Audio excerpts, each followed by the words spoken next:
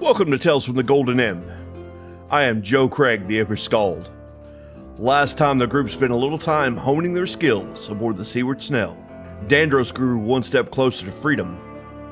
Lahti met with Civ von Clive and a deal was struck.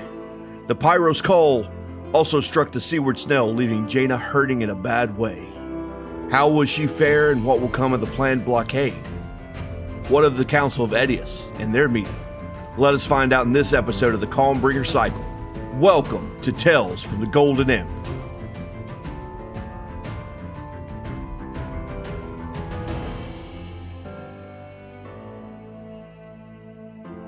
Episode 13, The Council.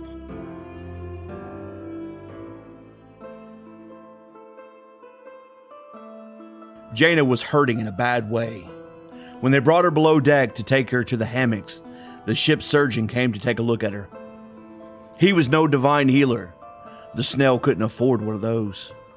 Hello, I'm Estero, the surgeon, aboard the snail.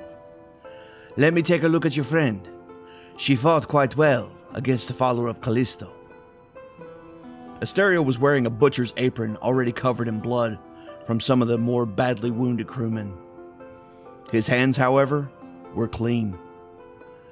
He dropped the apron off, revealing the dark red button-down shirt that he wore beneath it, along with the black trousers.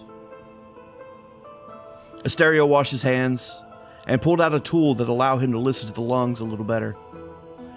Taking a listen to the badly injured side of Jaina, he was able to hear that the lung was indeed taking on blood. From his tool bag, he pulled out a large needle, in which he sterilized with fire, then alcohol, before stabbing it in Jaina's side. As he did, there was a squirt of blood, and then a smaller squirt, and with every labored breath she took, another smaller squirt. As the breathing got easier, the squirt of blood lessened. The surgeon listened to the lung once more, finding the immediate threat to Jaina's life was over. She will need a healer. If we weren't so close to port, I would attempt a surgery to deal with that bleeding. But this should keep her alive until we can get her a priest to divinely heal her. Magic is more effective with this kind of injury than my skills.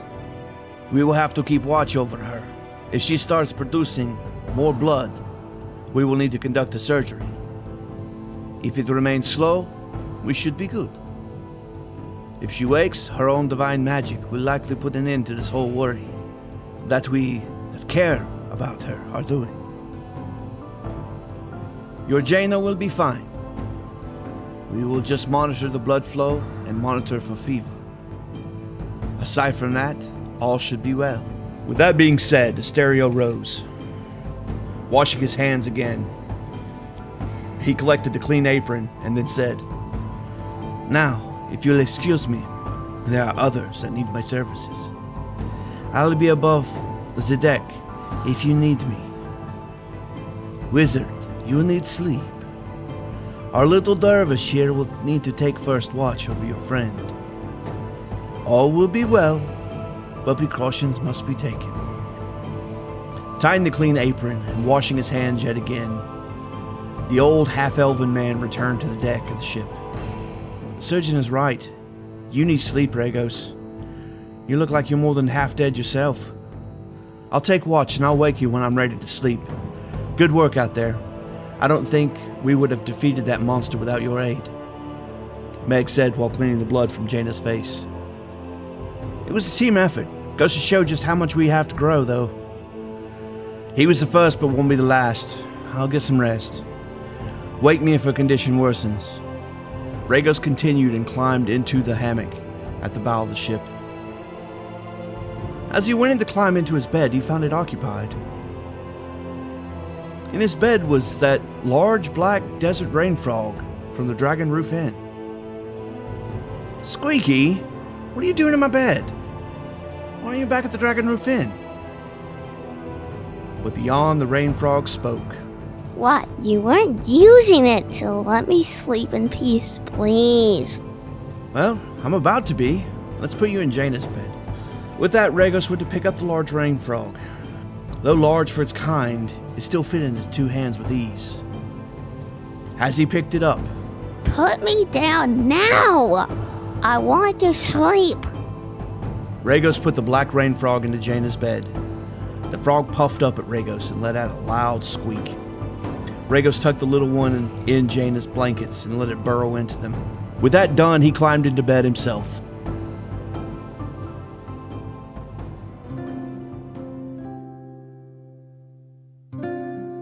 The sun streaked into the window that shines on the face of Olan Durf, who rolls over with a groan. The sounds of the city bustling below.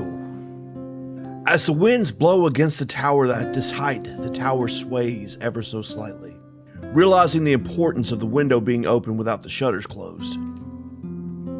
Olan begins to force his eyes open. He hated large cities, but this was important. Oh, it's too early for this, Olan said to no one in particular as he rolled out of bed. His beard, the only thing keeping him modest. To keep from remembering just how far from the ground he was, Olan stayed clear from the window. In his chest at the foot of the bed, he dug out the garb that his wife packed for him for his formal meetings. It was a red tunic with brown leather trousers. He pulls on the clothes and then the boots. Splashing water on his face, he went over the facts that they had. The council will have to be convinced that the need is high enough to reform the military for the kingdom at large. Right now it pointed to the small skirmish for the city of Durg. However, things are pointing to another war with the kingdom of the Vyden. They were early in the warning, but did they have enough information? Leaving the room, he headed down to the common room to set aside for the council to get some food. There were several members of the council already present eating breakfast.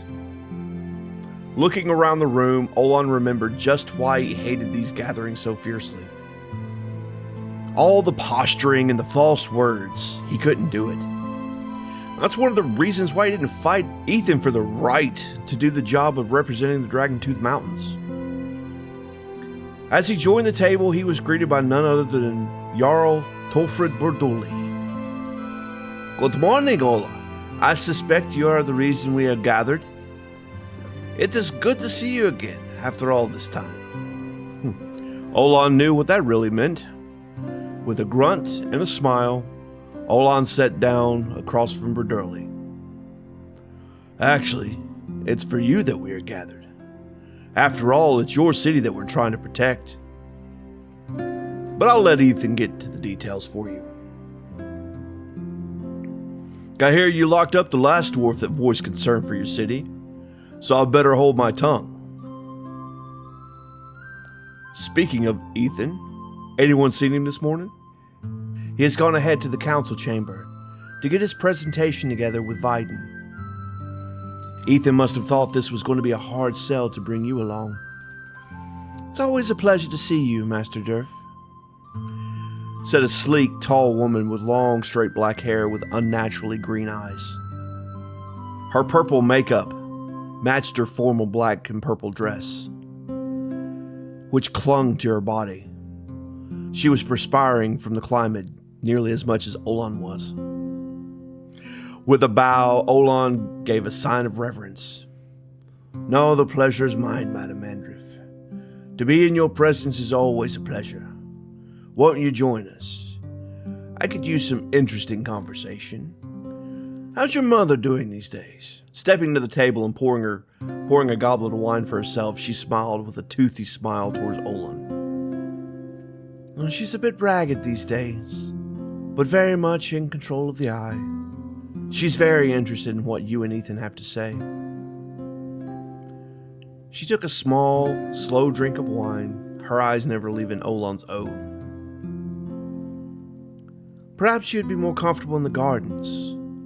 Would you care to join me? The air in here is stifling.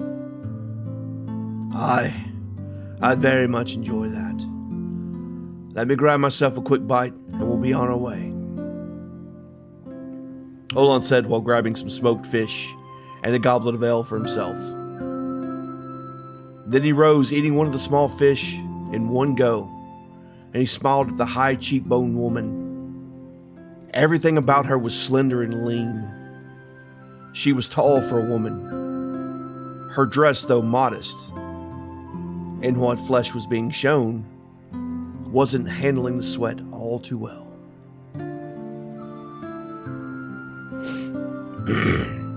Olan finished the second fish quickly and joined Alysha Mandrift as she walked towards the spiral staircase of the tower.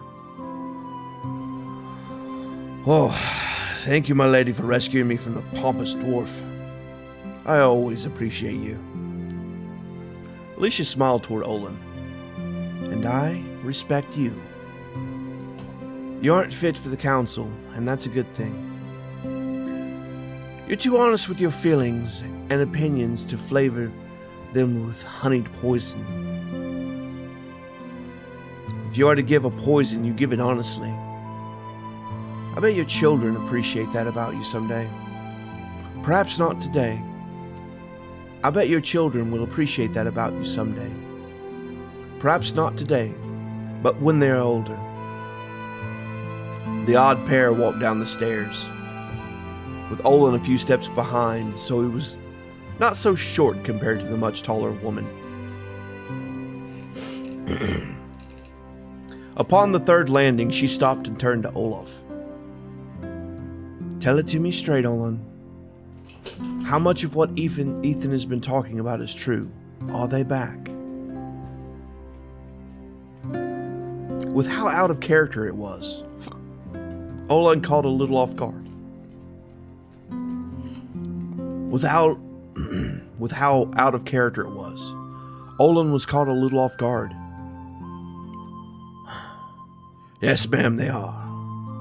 We're nearly certain about it. So certain that we called this meeting and came all this way. We have details to share. That's the short of it. That's why I asked about your mother and how she's doing. I know she would rather die than be subjugated to the treatment at the hands of the Sentinels again.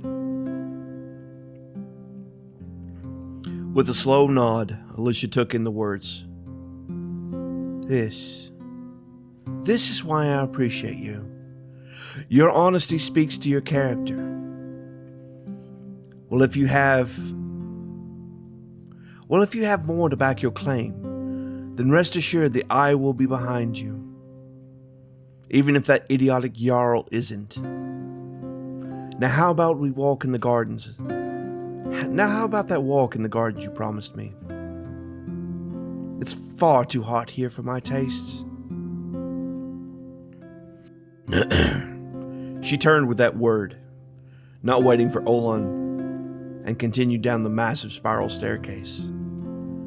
The interior of the tower was lit by glass tiles that allowed in light from the roof. The granite interior was polished. The hard stone stairs were softened by a deep blue carpet that was set on the center of the staircase itself.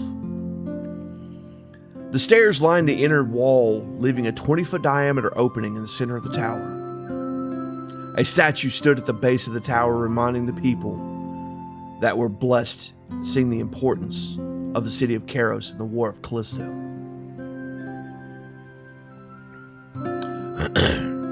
This statue showed a gathering of the heroes of the calm. The marble statue was lit by lanterns powered by arcane enchantments that cycled through different colors to show the marble in these different lights. The marble stands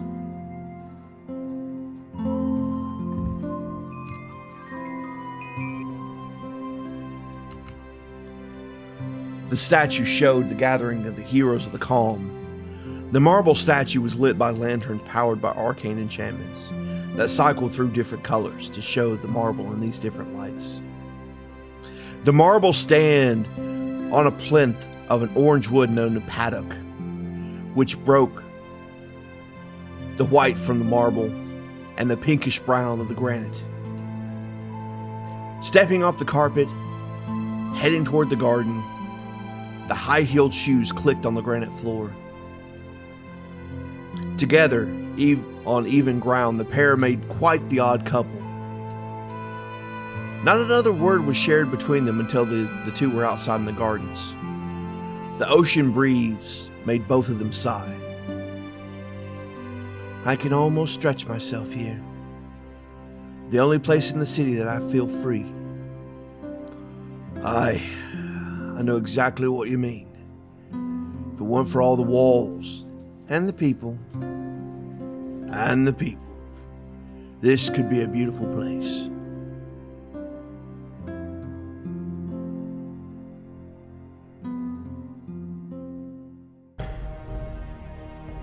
Early in the morning, Dandros was active in the workshop.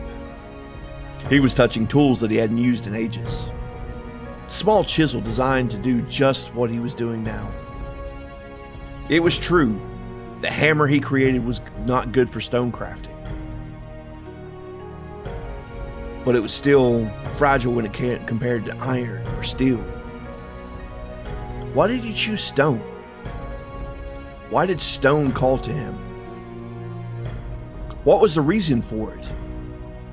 These were some of the thoughts going through his mind. That's when Bear Ironfoot dropped an item upon his desk that opened Dandros' mind. Bear dropped a rough-hewn chunk of obsidian on the table. They were notoriously fragile, until the hard center was found, but they were hewn just right. They were knapped wrong, the structure would be off and would break on first impact. There were other materials that were like this as well. Someone called crystal stones. I think you should work with other materials, my friend. Apply what you know to the stone of a different structure. It may call to you all the same. In truth, Dandros was the obsidian. He had been flaking over the years to find the perfect shape. It worked well for arrowheads, spear tips, and the like. It was incredibly sharp, but not so much a blunt material. Other stones were solid and didn't sharpen well. Dandros picked up the obsidian and found the challenge rewarding, so he began to knap the glass into a spear tip. There was a shape inside him as well. Dandros just had to find it. It was good to be back in the hall, where he kindled his love for Beldon once. He now sought that again. There was a fire that still burned in his chest. But that fire was not so bright as it once was. He now worked on stoking that flame, rekindling that relationship. Master Fingus Prattle came up to Dandros while he was focusing on the spearhead. Fingus examined his work that he had created. After only 2 days, Dandros was surrounded by things that he crafted. The one that Fingus spent the most time on was a child's toy made out of granite. It was a soldier on horseback. The detail was something that Fingus himself thought impossible to do with such a stone as granite. Dandros knew how to get every inch of detail out of the stone. There was a common motif to all the items that he created. They pointed to someone who saw trouble on the horizon. Children played with toy soldiers, pretending to be soldiers to grow up to be those soldiers. Then, they take up a weapon to fight an enemy. Dandros had made several weapons for someone to choose from. His mind was set on one thing, the coming threat. Interestingly, not a single weapon was made of metal. A stone dagger rests next to a wooden axe, sitting atop a pile of flint arrowheads, next to a bone short sword. All amazing works. Dandros had the skill to raise to rank of master. He just needed to find his faith to do so. Fingus inspected the bone sword when Dandros noticed him. Good evening, Master Fingus. What can I do for you? He continued to nap the spearhead. Taking the bone sword fully in hand. There's someone that I would like you to meet. To work with over the next couple of days. And there is someone that will stop by to allow you to talk to someone that has an important ear in the city to describe this threat that you are so focused on. Dandros stopped napping the spearhead, his spirits lifting. Very well. Lead the way, dusting himself off. He had been busy in the past day and a half, and it showed. Your skill at crafting is a masterful work, by the way. Might I take this with us? Fingus said while presenting a bone sword. Yes, by all means. Just something I was practicing with. I hadn't worked with bone in a while, aside from a dagger I made from someone. Thinking back to Morris and just how much he would have loved a goblin bone dagger. He would have to use a rib, at least, if not one of the larger bones of the body to make it. It would have been grisly work. He just didn't know Maris that well. In the short time they were companions, he had really grown to like Maris. He still mourned for his passing to Necropus, and hoped that he found solace in the beyond. In honesty, he made the bone sword thinking of Maris. How many more friends would be lost before the end was in sight, he wondered. Fingus was talking, but Dandros missed part of what he was saying in his own musings. He will be able to help you with some crafting. Dandros assumed he would get that name when they met. Fingus was good at talking, and that was a fact that was not lost to Dandros. I feel I may know your craft, or at least portion of that craft, and it's something that we haven't had in an age. I feel you may be a voresmith. It's a dying art, only kept alive by a few smiths that make sure the knowledge didn't die. Alas, there isn't a voresmith in full these days. What's the difference between a weapon or armor smith and a warsmith? Genuinely curious about the conversation he was not participating in. Well, to be frank, I barely understand what they are beyond a basic academic level. But from my knowledge, they combine foraging tactics with weaponsmithing and armor smithing, along with enchanting. They were what armies took with them to bolster the commanders and key personnel with improvised weapons, focused on key engagements. There are a difference between a battlefield medic and a priest, making do with what they have and making something exceptional out of it. A battlefield medic may not have all the glamorous tools, but they do just as much as a priest. This is when and where Dandros met Master Corey Melchior, and his priest life was altered forever. Greetings, Journeyman Dandros of Smallwater. Beldon has told me of your coming.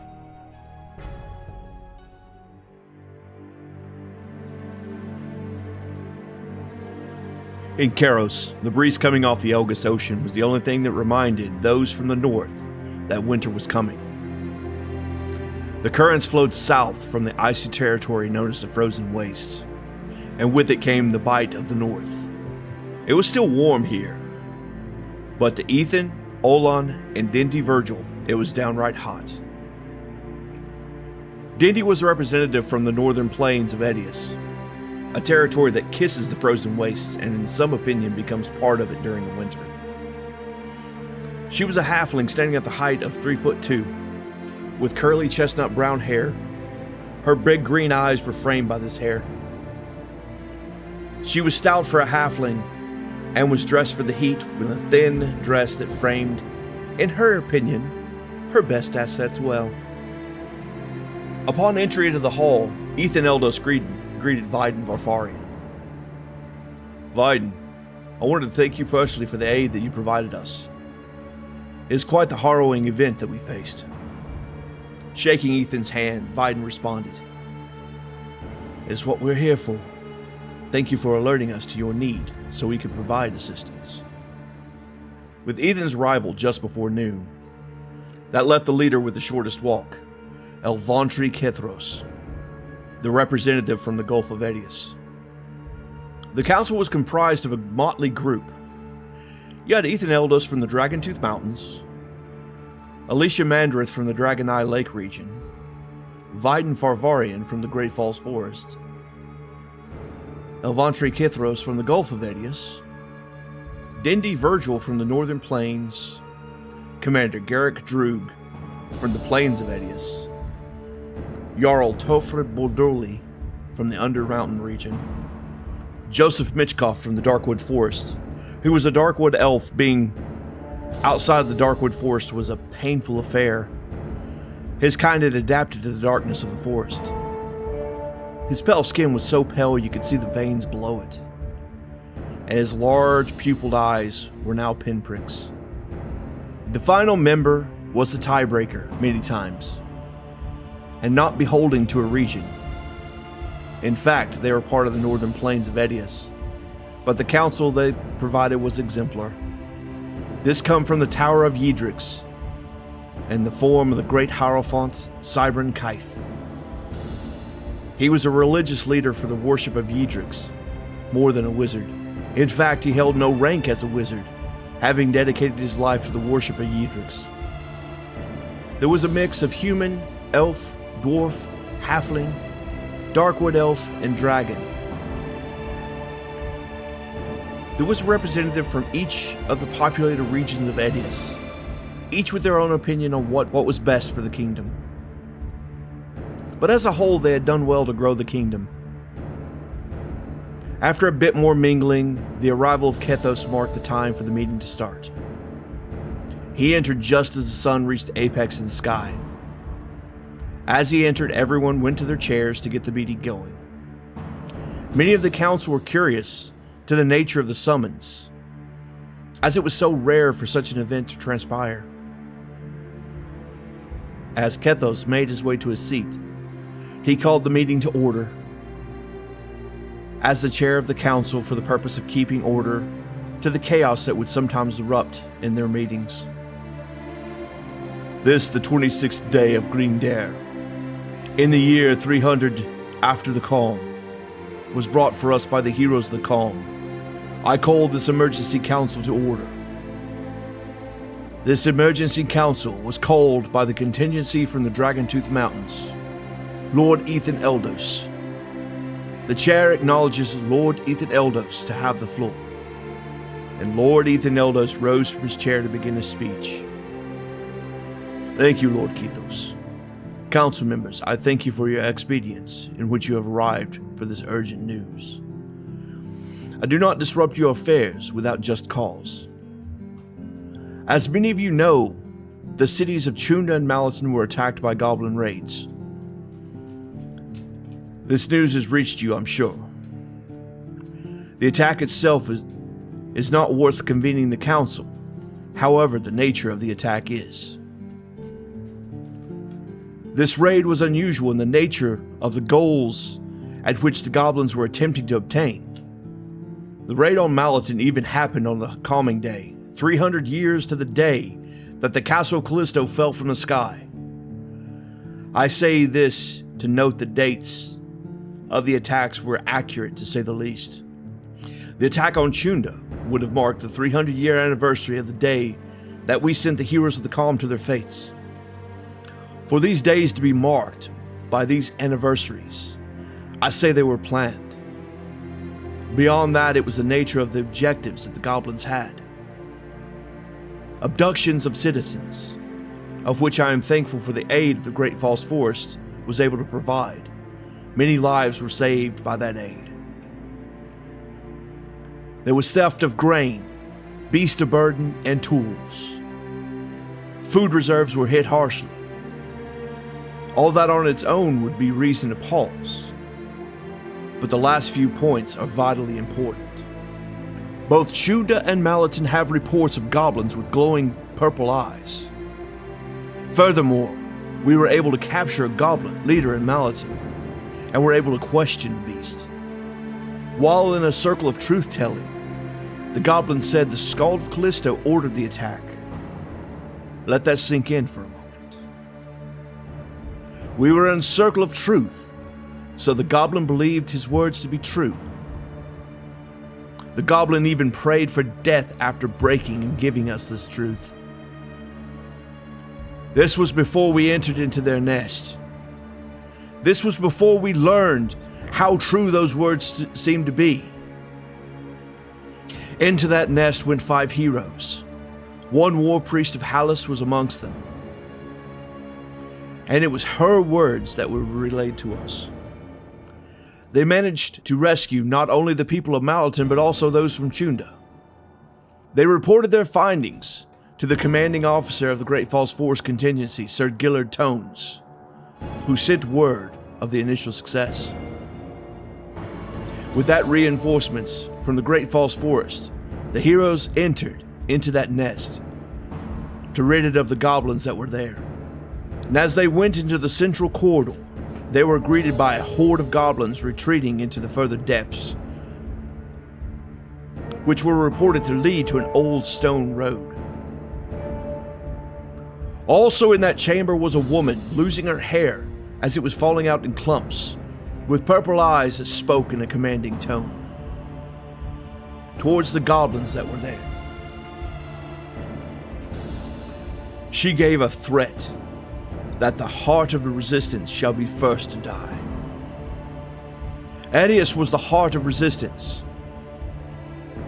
Be this being actually be the Skald, or a new threat with the same power matters not to me. That was a threat to destroy us. All of us. Based on the information gathered about the road in question, the road leads straight to you, Jarl Bordoli. Jarl Bordoli stood at the dimension. Yes, I have heard these threats. No need to pull me all the way here to talk about these. If all the goblins of the Dragon's Mountains descended upon Durg, Durg would still stand. Our fortifications stand ready and have for over 3,000 years. This supposed threat matters not. Let them splash against our walls. Let them die a slow death as the might of the guards of Durg. He finished this talk with his fist upon the table that the group of 9 were gathered around, and returned to his seat. And Sybrin then rose from her seat. Lest you all not forget that the walls of Gildstein stood for thousands of years before they fell. And in fact, Edia's city would still remain if their walls had held. If there's a powerful keeper, then my kind would be susceptible to their call. If she was commanding the numbers presented in your reports you provided, Lord Eldos, are accurate, then we are dealing with a powerful keeper. If what you fear is to be believed, then we are dealing with the most powerful keeper of the beast that Calidra has ever known. Most times, the truth lies somewhere in between. I cannot sit idle with this threat to my family at play.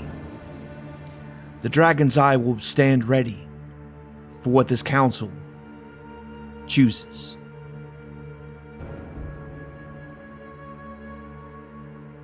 Josef Mitchcoff, the palest member of this council, then rose. Your news did not come to a surprise to me either.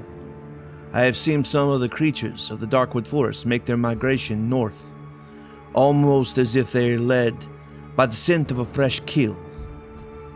I fear for the city of Durg. We cannot, as a body, allow such a powerful city to fall. Would you not accept aid, Jarl Bordoli? With a laugh. It would be pointless. Besides, I have already allowed for aid to the city in the form of a group of elves from the Great Falls Forest. Even now, they eat my food and drink my ale, enjoying the comforts of the city of Durg. There is no need for reinforcements to the city. And I say you're a fool for refusing the support.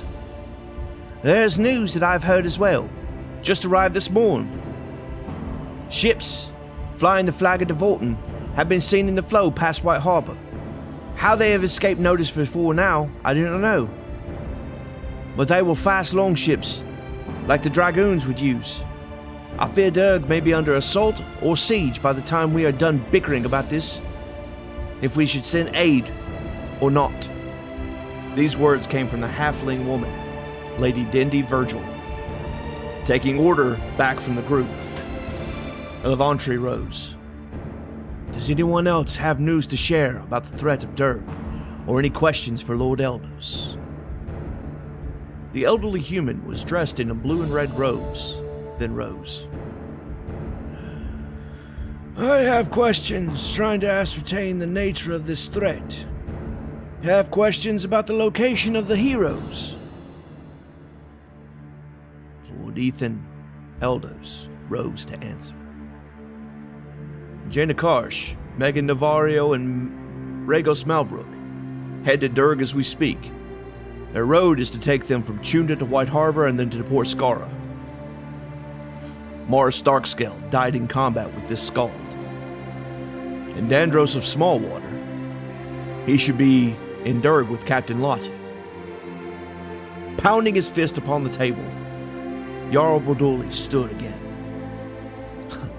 Dandros of Smallwater, west of my dungeons, for questioning my wisdom and authority to rule. Many of us question your wisdom, Alysha said under her breath. But at the same time, Lady Dendy said, I have had no group of travelers reported by those names, but I can say for certain that if they have or hadn't passed through my gates and my docks. This prevented another outburst by Lord Bordoli. Stroking his long white beard, Master Kythe continued.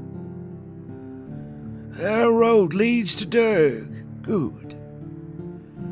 When you speak of this skald, she had hair, but was it falling out? Is that correct? Yes. Reports say that the body was that of a Chunda woman without the gifts prior to the goblins placing some kind of jar upon the chest of this woman from Chunda. The goblin described the process briefly where the skald awoke in the Chunda woman. Master Kythe paused in the stroking of his beard at the mention of this. Miss Jar, did they provide any other detail about it? No, they did not. Simply that it was a special jar that their people had kept watch over for some time. I have no idea what led them to use it now, responded Ethan. Again, Master Kythe began to stroke his beard, regaining composure. Now let the topic of the eyes. This skald, I assume her eyes were purple. How about glowing of the eyes? How bright was the glow about her eye?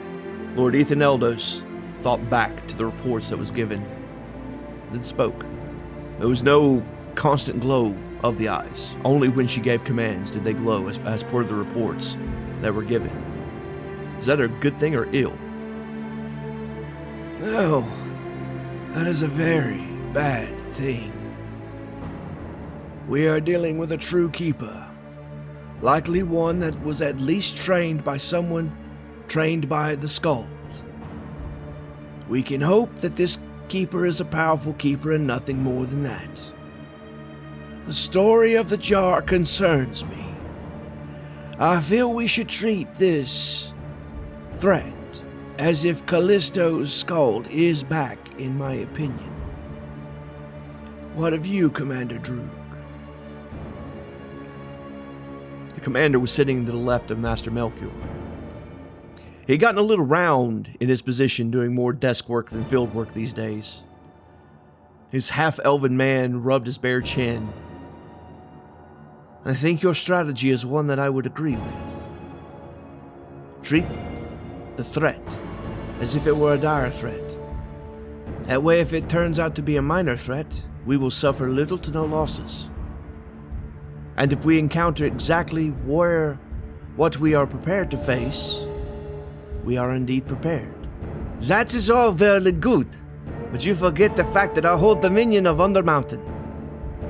I do not believe this is needed, Bordoli interrupted. and Elvantri interrupted in turn. And you forget that if the council agrees, then we can reform the military, which your guards would become part of. How is Durg's defenses without manpower? This shut Berdoli up quickly. With that said, is there more discussion on the topic? Vyden, you have been quiet on the topic. Finishing his wine, Vyden rose. Of the council, only 3 of us were alive to witness the effects of Callisto and the Sentinels. Myself and Lord Mitchcoff are old enough to remember, and only I was old enough to fight them. I have seen them firsthand, and fought them firsthand. I have heard the rumblings. Of distant oceans protect us from the threats of Callisto. None of this saved us when Callisto came knocking. He came with humans, elves, dwarves, halflings, and goblins. He came with monsters and beasts of Calidria.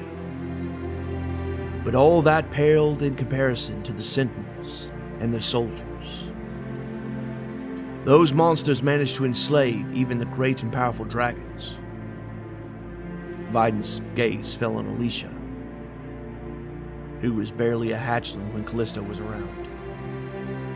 One of us was an infant when Callisto ruled.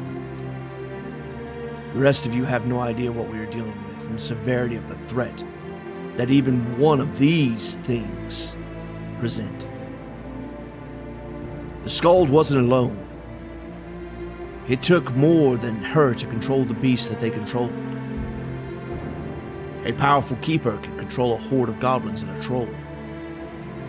A powerful keeper can even control an adult dragon. How would your fortifications hold against that, Master Dwarf? Vyden spoke with an authority that carried with it great weight. This weight kept even Jarl Berdoli in check. He walked to the front of the table. If what we have seen is true, then they are back. At least 2 of them. Karald yet lives. He escaped via boat and was not captured. Linsid's fate is unknown. The stories say that I mortally wounded her. I wish that were true. I wounded her gravely, but to say that I mortally wounded someone of that caliber, I believe to be a misnomer. So that brings us the possibility that we are now dealing with 3 of the 4. And finally, Harrow, again, whose fate is unknown. I feel that there's been more than enough discussion here. We have to take action. I move that we dedicate the rest of the time to the actions we must take. We have talked long enough, and that comes from an elf. It had been a few rough days for Jaina. As the month rolled over to Daima, it certainly was looking gloomy for her. They needed a priest to heal her, and would need a port soon. Meg and Regos were taking shifts, keeping a cool rag on Jaina's head. The fever was concerning. The ship surgeon did good work, but she was hurt bad. She was beyond the mundane healing that a ship could offer her. If only Jaina would open her eyes, she could heal herself. But she would not. Then there was the little meatball that was keeping her company, that would not leave her side. This black desert rain frog named Squeaky. Regos was genuinely confused by the frog. Meg found the thing quite cute, though it wanted to be left alone. Meg felt that creature was a comfort to Jaina.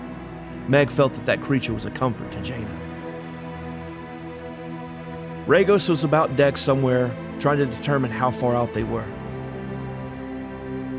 The captain said they were arriving today. The healing salves that were used on Jaina stabilized her, but did not bring her back to consciousness. It was truly powerful medicine. Cuts healed in matters of hours, but ineffective against broken bones. Bruises would vanish, which was good. made her look good, but didn't touch the fever that held her. Regos had packed all their bags already. They were ready to go as soon as they docked. Any costs had already been settled. They even purchased a litter from the ship's surgeon to pack Jaina. No sooner than Meg had those thoughts, Regos burst into the captain. "Port Scar's in sight. We'll be at the dock within the hour. How's she doing? Any improvements?" "No, she's the same," Meg said while reloading the towel to cool her forehead. "The frog seems more concerned, however. What's the story with that thing anyway?" Regos laughed a bit. "Beats me. The thing's been in my bed at the Dragon Roof Inn and it seems to have latched onto us. At least it sleeps a lot." With that, the rain frog yawned and nestled deeper into Jaina's armpit. "I think it's sentient. It talks after all." "Well, let's get her onto the deck so we can get her down the ramp and to a healer as soon as possible," Meg said matter-of-factly. Meg got her feet and Regos got her shoulders. They lifted her and laid her down on the litter. The rain frog squeaked at them for this disruption. They got her tucked in. Meg took Jaina's pack while Regos took the armor all bundled up on a rope. Well, except for the helm, which he thought no better solution than to wear the thing. Jaina's head was luckily the same size as Regos's, so it fit. Jaina's head was luckily the same size as Regos's, so it fit. Struggling, they moved the litter to the bottom of the steps before having to set it down. Captain Gillsby was laughing at them for the effort. "You know, you could likely hire a couple of lads from the crew to help you out with that to make it a lot easier. Well, we do have to reprovision, so we'll be at port for a day." Regos sighed. "I suppose that'll be for the best. You have any suggestions? She's not the lightest of things, nor is her armor." Smiling at them, "I would recommend Rex and Felix, honestly.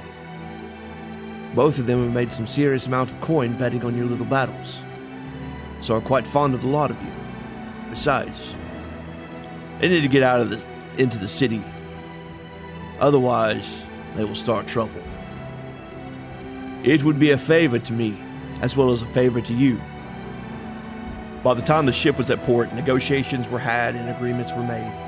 Rex and Felix were packing the litter and the suit of armor that Jaina normally wore. As soon as the ramp was in place, they were off. Regos ran ahead, asking the harbor master where the closest temple with a decent healer was. Harbor Master Korax Crow pointed them to the Temple of Hallis, noting the vestments that Jaina bore. Port Skara had a busy port, mostly dealing in the catch of the day by the time the Seaward Snail made port. People haggling over the catches, new nets and spears created a bustle that Regos had no time for.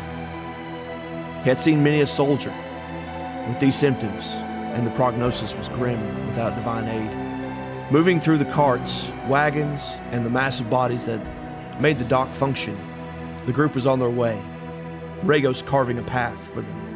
He had a gift for getting people to listen to him somehow. And to do it without threat was another thing.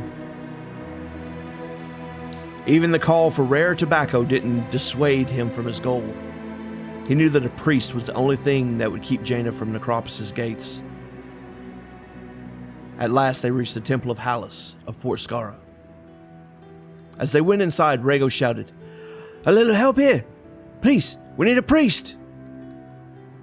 Jaina was packed in, and the priest waved them over to a spot near the statue of Hallis that the temple held. It was the more short and squat version of Hallis that many found to be the more accurate version of the deity, instead of the tall, slender, beautiful one that most temples chose to show. The priest came over and began to take a look at Jaina. "We did what we could with the ship's surgeon and healing salves, but she needs divine magic. Will you help us?" Regos said to the priest, not bothering to with introductions or the like. The priest likewise got right to work, not bothering with asking about donations to the temple or any negotiations. Saving a life was imperative, a fact that both priest and Regos had agreed upon. The priest was a halfling man with short curly red hair. He was at odds with the blue and silver that he wore. He was a pale man with green eyes, heavily freckled face. The priest laid hands on Jaina's forehead and cured her fever first. Then he worked on healing her broken bones that she had. There were many of her ribs that were broken. Her collarbone and even her shoulder was shattered. It took the priest a good bit of work, but at the end of it, the man simply said, "Well, she sleeps now. Rest is the only thing that she needs for her body to finish healing. Now that is done, welcome to the Pauldron of Hallis, Port Skara. I am Priest Podge Holdren, chief priest over the temple here. I've traveled with the War Priest of Hallis. Who are you, and what else can I do for you?" Meg introduced herself, and Regos did likewise. They simply said they were en route to the city of Durg, as danger was coming. It was late in the evening by the time the priest was done. They would stay at the Pauldron of Hallis tonight, while Jaina rested. Then they would be on to Durg in the morning. They would be in the city of Durg by noon, so close to their destination. Lower Corner, Keepers of the Beasts. The great lord brought the creatures to heal, and the keepers kept them there. He gathered the herd, we tended the flock. He sowed the seeds, and we nurtured them. Our minds are his. May Callisto reign forever.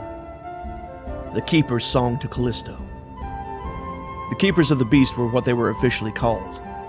However, the populace knew them only as the Keepers. They were gifted men and women that were skilled in either magic enough to keep the spells in which Callisto had the beast under control, or were psychics skilled at the art of influencing and beast control. Keepers were beast handlers as well, and ensured that these creatures were happy enough, thus easier to control. Many of these people believed in what Callisto led his followers to believe. They believed that he was building a world where beasts would no longer be slaughtered by the droves and driven to extinction. Many of these individuals cared deeply for the beasts they tended to. War was horrible. However, it was needed to stop the ultimate destruction of the beasts. However, there were other keepers that were not fooled into such happy thoughts. They were in it for the true cause. These beasts were a sign of power. They were an untapped army that, if given direction, could destroy any foe. These keepers were men and women after Callisto's own black heart. It was these keepers that Callisto ensured lived well and would live long, regardless of their race. The strong and pure should live on and forever and never die. Callisto would speak these words as a rally cry before heading off into battle. Keepers are a very interesting lot. They wore no weapons and needed no armor. They wore simple black robes with no symbols, emblems or jewelry to mark them. They would be known by the beast at their side and the look in their eyes. I have no need for my voice, for the beasts will roar for me. Words of the keeper.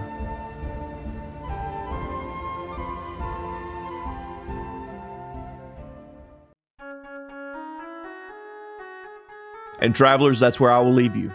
So many questions that we have now. The Council of Edius has convened, but the vote must be cast. Will Edius be on time to prevent the machinations of the enemy? What are these ships from Devolton, and what does it mean for the people of Durg? A priest works on Jaina, but was it in time, and how long will she sleep? And has Dandros found his craft, and will that be in time? I want to thank Adrian Von Ziegler for the privilege to use his music to make the story all that much better. For this month's travelers, I have made a clear mushroom soup. Think of that soup you get at a hibachi place before your cook gets going. You can find this recipe up on patreon.com already. With that said, I want to thank you for listening. If you wish to support the podcast, a rating where you find the podcast would mean a lot, or a simple thumbs up in the YouTube space, or subscription if you really like it. If you want to support a bit more and get the recipes of Calidria in your kitchen, as well as additional lore content, please support me over on Patreon. That's patreon.com/goldenimpin. Signing up will give you access to our Discord server. I hope to build a great community over there. I can only do that with you. So won't you join us and join the conversation? And if you want to follow me outside the podcast space, you can find me on Blue Sky at Impish Skald. I am Joe Craig, the Impish Skald. Thank you for listening, and remember, you've been scalded.